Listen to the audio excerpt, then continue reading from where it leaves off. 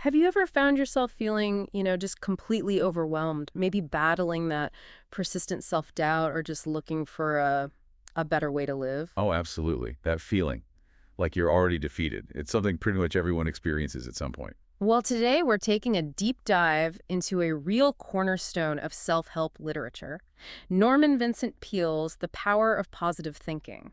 It's often called a practical, direct action guide for personal improvement. Yeah, and our mission here is really to pull out the key insights, the most surprising bits from this hugely influential book to find those actionable principles that can help you build a happier, more satisfying life. Now, it's important to mention right at the start that Peele's work is deeply rooted in his Christian faith.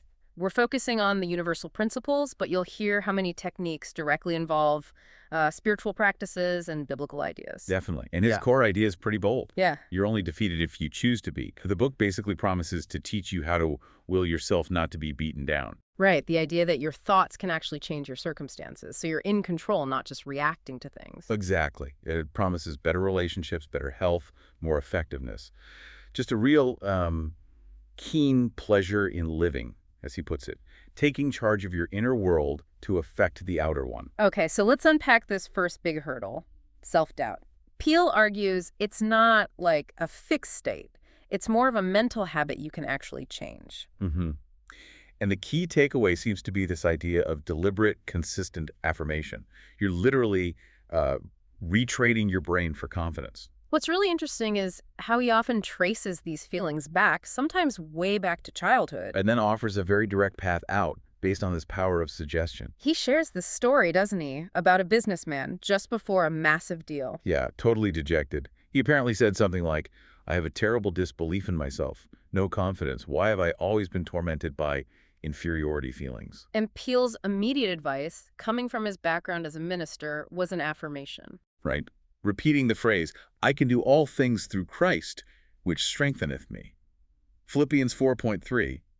The man apparently said this simple formula just did wonders. It really highlights that core concept, doesn't it? If your mind is stuck on insecurity, you need to feed it a steady diet of positive ideas. Repetitive suggestion, he calls it. And Peele's very open about his own struggles, too. Being thin, terrified of public speaking. Yeah, he says he had to use every known device based on Bible teachings to build his own confidence. It drives home that point. Yeah. You build security or insecurity through your own thoughts. There's another great example, the traveling salesman. Oh, yeah, the one with the verses on his dashboard. Exactly. Verses like, if ye have faith, nothing shall be impossible. And if God be for us, who can be against us? He consciously shifted his thinking from fear to faith, and apparently his sales shot up. So it's about like turning your mind into a power-producing plant. That's the idea. Yeah. So for you, listening, it means actively choosing where you put your focus. The book gives some really practical steps for this. Like never dwelling on the worst. Instead affirming, I expect the best, and with God's help, we'll attain the best. And consciously voicing positive thoughts to push out the negative ones. Also, not mentally inflating obstacles. Try to minimize them in your mind. Yeah, and stop being overly awestruck by others. The book has that great line, nobody can be you as efficiently as you can. And finally, if it runs deep, maybe seek counseling to understand where that self-doubt actually comes from. So building on that self-belief, Peele gets into finding inner peace and tapping into this boundless energy. Right, and what's fascinating here is the connection he makes between our internal state and our actual physical energy. If you think about it, so many modern issues, stress, burnout, they often come from emotional turmoil, not just physical work. He offers a way to plug those energy leaks, basically. He tells that story about the man at 52 who felt completely finished, lost everything. Yes, and Peele helped him list what he still had: wife, kids, friends, integrity, health, faith. Just that simple act of reappraising his assets shifted his perspective, made him realize he wasn't as defeated as he thought. It points to that principle. How you think you feel directly impacts how you actually feel physically.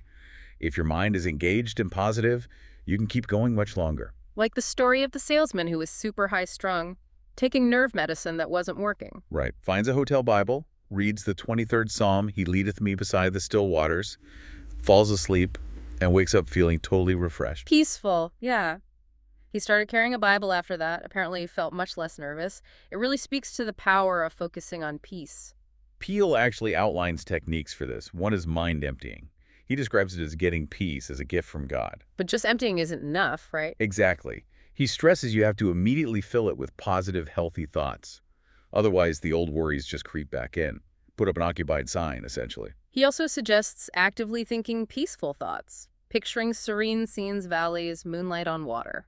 And even saying peaceful words out loud, like tranquility or serenity. He believed the words themselves have a kind of healing effect. It's interesting how he flags the pace of modern life, too. The accelerated rate, the noise, how it wears down the mind and soul. Definitely. He links that lack of inner peace directly to the constant noise and rush. There's that great analogy of the grandfather clock. Oh yeah, the slow, deliberate, there is plenty of time versus the frantic ticking of modern clocks. It's like he's saying we need to find that God's tempo, that unhurried rhythm, even in our busy lives. Slow down. So the takeaway really is about managing your inner pace in your environment. That's key for sustained energy, maybe even more than just grinding harder. Which leads to the question, how do we actually do that? How do we build calm into daily life? Well, he gives some really down-to-earth advice for what he calls easy power. Like the story about the manufacturer watching a bird wake up. Exactly. Slowly stretching, singing, eating. The man adopted that slow and easy start to his day, even singing hymns, and found it dissolved his morning tension. It sounds simple, but effective. And he recommends daily serenity breaks. Just stopping whatever you're doing for 10 or 15 minutes, especially when things are hectic, and practicing stillness. Peel mentions doing this himself, right? Stopping his rush to dinner to just sit, read a psalm, and affirm peace. Yeah. And there's a physical element, too, keeping physically still when you feel agitated. Don't pace, don't wring your hands. Right. He tells about a guy in a tense meeting who just lay down on a couch, saying it's hard to get mad lying down. It's about disciplining your physical reactions to cool the emotional ones. And finally, there's this idea of the unseen partner. Praying about your work, inviting God's help. Peel puts it bluntly, he knows more about your job than you do. Okay, so moving from peace and energy, the book also tackles happiness, something everyone wants. Mm-hmm. And his take is pretty provocative. He claims unhappiness is incredibly common and that a lot of it is actually self-manufactured. Self-manufactured, wow. Yeah, the idea that happiness is fundamentally a choice.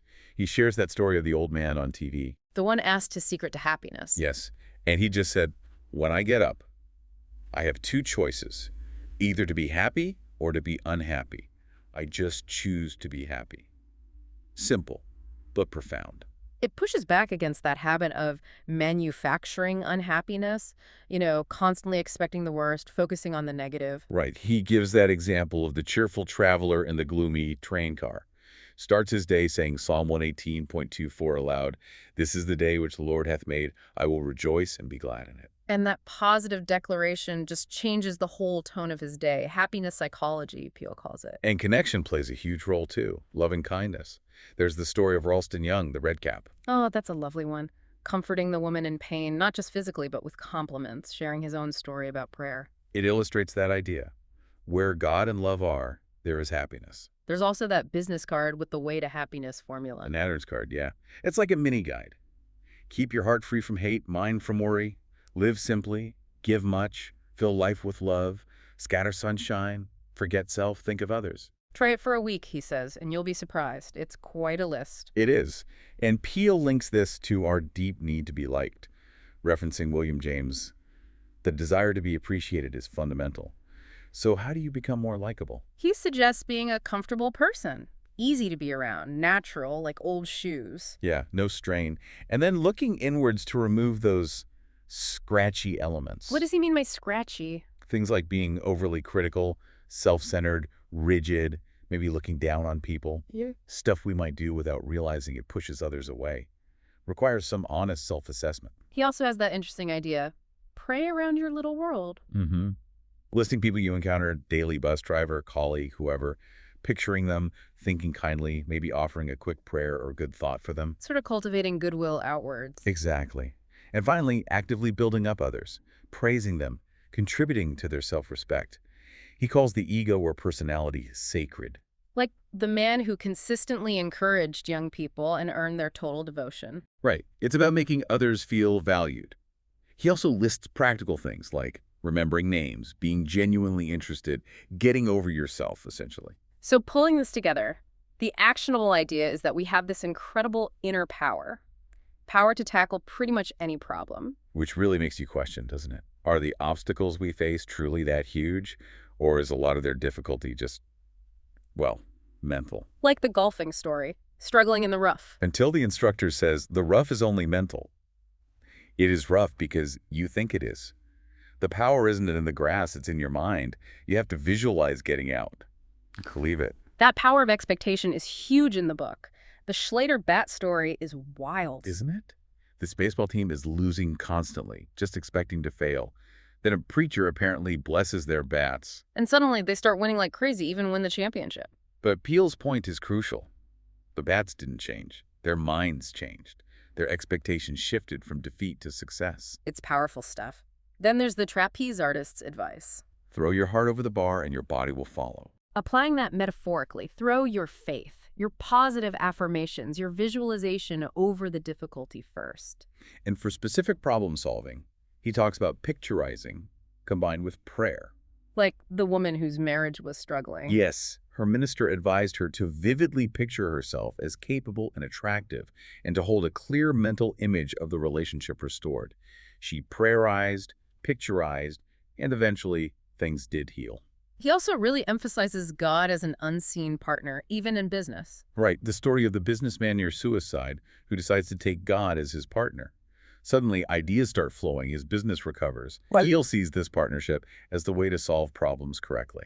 So what's the strategy for us when facing problems, according to Peele? First, refuse to dwell on the worst. Don't even think about it. Affirm the best outcome repeatedly. I expect the best, and with God's help, we'll attain the best. At least 10 times a day, he says. Okay. What else? Stand up to the obstacles. Do something. He believes you'll find they're weaker than you think. Something has to break, and it won't be you, it will be the obstacle. I like that. Be proactive. And watch your language. Cut out those little negatives. I'm afraid I'll be late. This probably won't work. They condition your mind negatively. Emphasize the positive instead. That affirmation comes up again, too. I can do all things through Christ, which strengtheneth me. Use it daily for power. Yes, and tackle problems one by one. Don't try to face the whole mountain range at once. Trim the branches before trying to fell the whole tree. Makes sense. Break it down. Now, the book also makes a really bold claim about health. Oh yeah, that our emotional and spiritual state has a profound, direct impact on our physical well-being. It definitely challenges conventional thinking, or at least adds a huge layer to it. It makes you ask, how much illness is purely physical versus rooted in our thoughts and feelings? Peele calls worry the great modern plague. He links it directly to things like arthritis, high blood pressure, heart issues, ulcers. And anger, too. That sinking feeling isn't just metaphorical. He even mentions a doctor who supposedly died from a fit of rage. Yikes. And he flags resentment, hate, guilt as direct causes of physical problems like eczema or chronic colds. There's that stark example of the patient diagnosed with, what was it, gridgitis? Yeah, gridgitis. Ah. A physician's term for how long-held hatred literally undermined the patient physically, leading to death. It's dramatic, but it makes the point forcefully. So what's the solution then? A dual approach. Use all the medical and psychological help available? Absolutely. But also integrate spiritual resources. He believed God works through both doctors and ministers. He gives some pretty striking examples of healing. Like the man with this supposedly incurable bone tumor, not overly religious, starts reading the Bible daily, feels this inner warmth and happiness, and the tumor disappears, astonishing the doctors. And the power of forgiveness comes up again with Harold Sherman, the playwright. Right? Developed a throat condition linked to intense bitterness towards someone who wronged him. When he consciously worked through the hate, replacing it with forgiveness, the condition cleared up. So the actionable advice for health and healing. Practice mind drainage daily, especially before sleep. Visualize anxieties and fears flowing out. Affirm, with God's help, I am now emptying my mind of all anxiety, all fear. And then immediately refill, right? Immediately fill it with faith, courage, peace, calm. Faith is the one power against which fear cannot stand, he writes. He also suggests grievance drainage. Pouring it all out to someone trustworthy until nothing is left, and praying for those who hurt you, repeatedly if necessary until the malice fades. One man did it 64 times. Wow. Persistence. And when praying for someone who is sick, Pray for the doctor to be guided, an open channel of God's healing grace. Crucially, avoid fear yourself, because that sends negative energy. Instead, hold a strong mental picture of the person well, radiant with God's love. and finally, surrender. Yes, completely surrender the person into God's hands. He suggests that healing is often unleashed when our desire for their life is matched by a willingness to trust God's will. It really underscores that deep connection, mind, emotions, body, spirit. So, wrapping this deep dive up, Yeah. what does it all really mean for you listening today? The power of positive thinking clearly isn't just about, wishing things were better. Not at all. It's presented as a very pragmatic guide, a way to harness your mind, your spirit, to actually reshape your life's experiences. The core message seems to be hammered home again and again.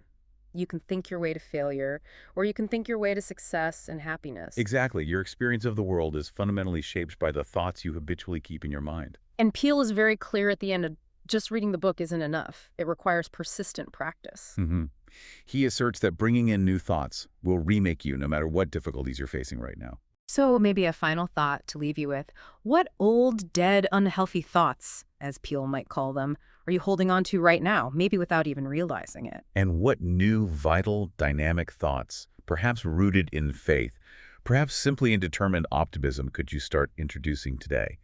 How might your life actually change if you consistently practiced just one of these principles, maybe starting today just for this next week?